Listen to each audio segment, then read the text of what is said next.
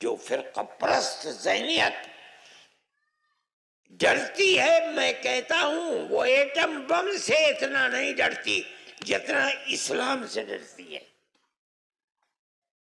جو کچھ کر رہے ہیں، جو کہہ رہے ہیں، ہم ان کو سنتے ہیں، ہم انہی کی طرح کام کرنے لگے۔ ہم مسلمان ہیں، اسلام کو چھوڑ کر کسی اور راستے کو ہم نہیں اپنائیں گے۔ اسلام پر ہم جیتے ہیں، اسلام ہی پر مرنا چاہتے ہیں۔ ہمارا مذہب پیار و محبت کا مذہب ہے۔ ہمارے مذہب سے دنیا ڈرتی ہے، ہمارے خلاف پروپیگنڈا کرتی ہے، ہمیں بتاتی ہے کہ یہ دہشت گردوں کا مذہب ہے۔ مسلمان کو کہتے ہیں کہ مسلمان غیر مسلم کو جینے کا حق نہیں دیتا۔ اسلام کی تعلیم یہ ہے جو میں آپ کے سامنے بیان کر رہا ہوں۔ اگلے جملے میں فرماتے ہیں وَإِذَا حَكَمْتُمْ بَيْنَ النَّاسِ أَن تَحْكُمُوا بِالْعَدْلِ۔ اگر ہندو اور مسلمان کا جھگڑا ہے، عیسائی اور مسلمان کا جھگڑا ہے، یہودی اور مسلمان کا جھگڑا ہے، وہ دونوں متفق ہیں کہ اے مسلمان تم فیصلہ کر دو۔ قرآن کیا کہتا ہے؟ اگر تم حاکم بنتے ہو فیصلہ کرنے کے لیے تو مذہب کو دیکھ کر فیصلہ نہ کرنا، تمہارا ہر فیصلہ عدل و انصاف کا فیصلہ ہونا چاہیے۔ یہ اسلام کی تعلیم ہے۔ مسلمان کے دل کے اندر بڑی قیمت ہے۔ اللہ کے نبی نے یہی تعلیم دی ہے۔ ایک انسان دوسرے انسان کا بھائی ہے، ایک ماں باپ کی اولاد ہے، سب کے سب آدم کی اولاد ہے، چاہے بعد میں کسی نے کسی مذہب کو اپنا لیا، لیکن اسی ایک ماں اور اسی ایک باپ کی اولاد ہیں، بھائی ہیں۔ اللہ کا نبی کیا تعلیم دیتا ہے مسلمان کو؟ تبسمک فی وجہ اخیک لک صدقۃ۔ تمہاری ملاقات بھائی سے ہو، تمہارا اپنا بھائی ہے، ماں باپ کی اولاد، تمہارا دینی بھائی ہے، اور آگے بڑھو۔ نہیں، انسان انسان کا بھائی ہے۔ جب ملو ہنس کر ملو، خوشی کے ساتھ ملو، اپنے چہرے کے اوپر مسکراہٹ کے ساتھ ملو۔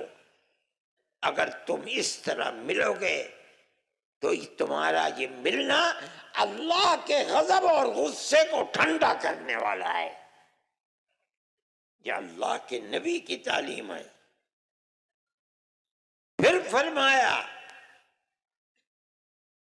فرماتے ہیں ارشادک الرجل فی الطریق لک صدقۃ۔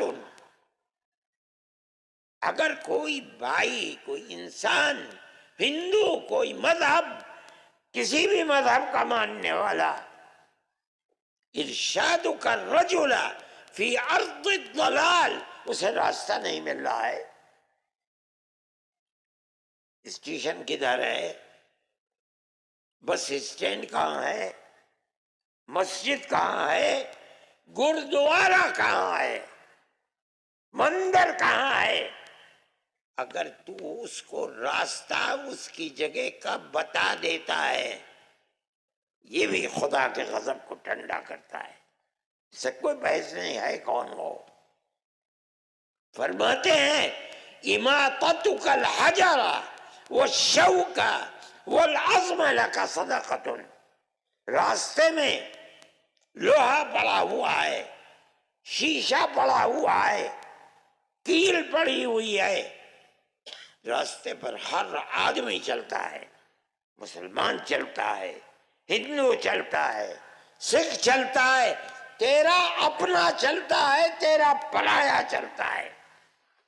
اللہ کا نبی فرماتا ہے اگر تو نے اس چیز کو ہٹا کر ایک طرف پھینک دیا تاکہ کسی چلنے والے کو نقصان نہ پہنچے، اللہ کا غضب اس پر بھی ٹھنڈا ہوتا ہے۔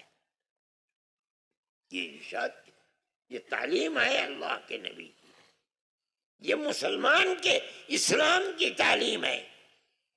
فرمایا افراغ کا من دلوی کا فی دلوی اخیک لک صدقۃ، تو اگر کنویں سے پانی نکال رہا ہے، تیرے پیچھے کوئی اور کھڑا ہے، تو پانی نکال کر اپنے برتن کو بھرنے سے پہلے دوسرے کا برتن بھر دے، مت اس پر بھی خدا کا غضب ٹھنڈا ہوتا ہے۔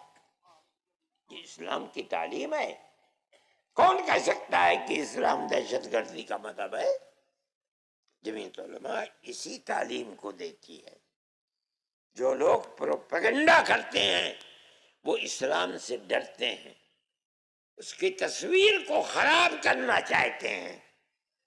نہیں، جو تصویر اسلام نے پیش کی ہے وہ محبت اور پیار کی تجویز ہے، مسلمان اس کے اوپر قائم ہے۔ جمعیت علماء اس چیز کو لے کر چلتی ہے۔ ابھی پنجاب کے اندر طوفان آیا، کروڑوں کروڑ کی آبادی پنجاب میں، کشمیر میں، جموں میں، ہماچل کے اندر برباد ہو گئی۔ جمعیت علماء نے ایک صرف اپیل کی، ایک اپیل، ہم نے مسلمانوں سے کہا کہ نکلو اور اپنے بھائیوں کی مدد کرو۔ میں آپ کو مبارکباد دیتا ہوں، آپ نے پورے ہریانہ میں وہاں سے لے کر یہاں تک ہزاروں ٹرک بھر کر کے بھیج دیے۔ اس کی مثال نہیں ملتی کہیں۔ مسلمان نہیں تھے، یہ ہندو تھے، سکھ تھے، برباد ہو گئے تھے۔ اتنا سامان بھیجا، اتنا سامان آپ لوگوں نے بھیجا۔ کہنا پڑا انہیں کہ ہمارے پاس رکھنے کی جگہ نہیں ہے۔ یہ آپ کی تصویر ہے، یہ مسلمان کی تصویر ہے، یہ ہماری تصویر ہے۔ ملک کا اقتدار ہمارے پاس نہیں ہے۔ جن لوگوں کے پاس اقتدار تھا وہ بیٹھے رہے اپنے بنگلوں کے اندر۔ عورتوں نے اپنے کان کے زیورات نکال کر دے دیے، اپنے گلوں کے زیور اٹھا کر۔ کن کے لیے؟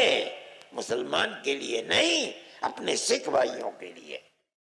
یہ اسلام کی تصویر ہے، جمعیت علماء کا یہ کام ہے۔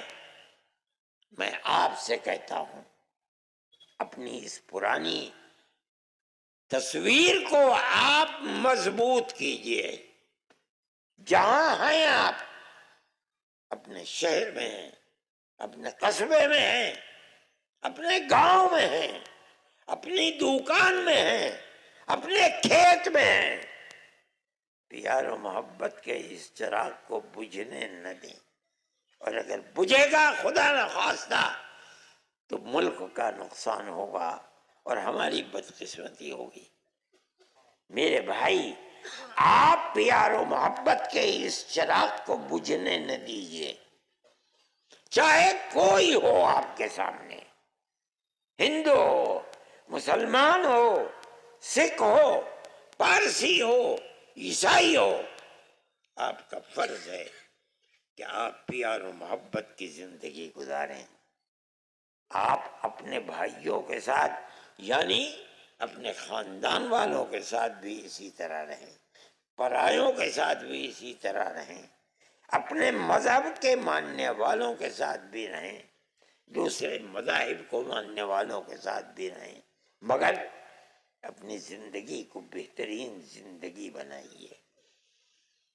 ان لوگوں کی طرح اپنے آپ کو برباد نہ کیجیے جو مذہب کی بنیاد کے اوپر مسلمان کی مخالفت کرتے ہیں اور بربادی کے لیے چل رہے ہیں، میں یہ سمجھتا ہوں کہ وہ جو کچھ کر رہے ہیں ان کو اپنے ملک سے محبت نہیں ہے، نہ وہ اپنے ملک کی تاریخ کو جانتے ہیں۔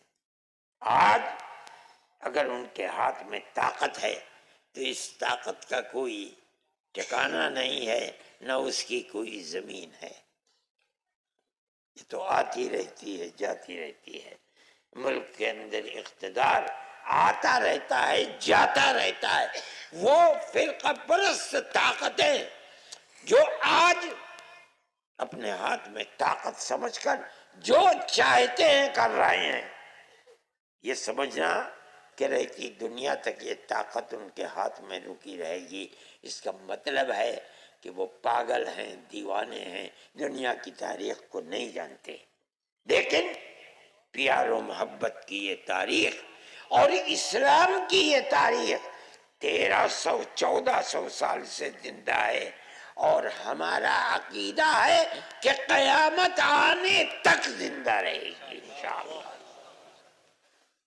جب تک اس روح زمین کے اوپر کوئی ایک آدمی بھی اللہ اللہ کہہ رہا ہے، حضرت محمد صلی اللہ علیہ وسلم کی اطاعت کر رہا ہے، ان کے دین کو مان رہا ہے، مسجدوں کو آباد رکھ رہا ہے، امانت و دیانت کا معاملہ کر رہا ہے، جب تک ہے قیامت نہیں آئے گی۔